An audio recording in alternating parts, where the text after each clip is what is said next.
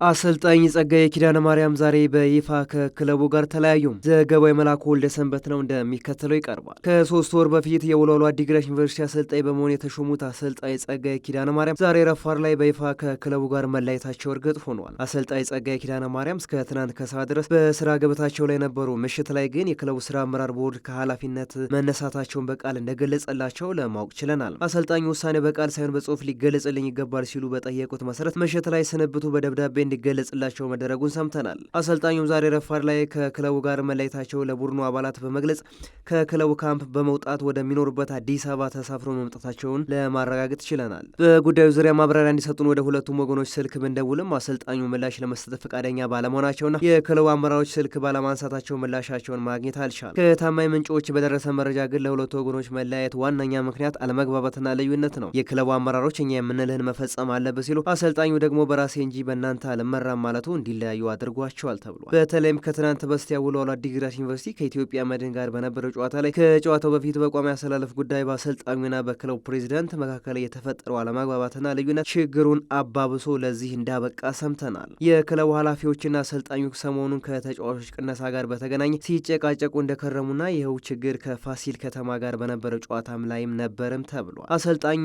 ተጫዋቾች መቀነስና ማሳለፍ የኔ አሰልጣን መብት ነው በማለት ጠንካራ አቋም መያዛቸውን አመራሩ ክፉኛ እንዳበሳጨውና ለዚህ ውሳኔ እንዳበቃው ለማወቅ ችለናል። የክለቡ ፕሬዚዳንት ከመድኑ ጨዋታ በኋላ ከሐዋሳ በፍጥነት ወደ ዓዲግራት በመጓዝ የክለቡን ስራ አመራር ቦርድ በመሰብሰብ የስንብቱ ውሳኔ እንዲተላለፍ ማድረጋቸውን ያገኘነው መረጃ ያስረዳል። ወልዋሎ ዓዲግራት ዩኒቨርሲቲ ከአሰልጣኝ ጸጋዬ ኪዳነ ማርያም ጋር ቀሪ የኮንትራት ውል እያለው ሲለያይ ይህ ለሁለተኛ ጊዜ ነው። ክለቡ ከአሁን ቀደም በተመሳሳይ አሰልጣኙ ውል እያለው እንዲሰናበት በማድረጉ የቀሪ ደሞዝ ክፍያ በሕግ ከፍሏል። አሁንም በውል አፍራሽነት ክለቡ የቀሪ ደሞዝ ክፍያ እንደሚከፍል ታማኝ ምንጮቻችን ገልጸውልናል።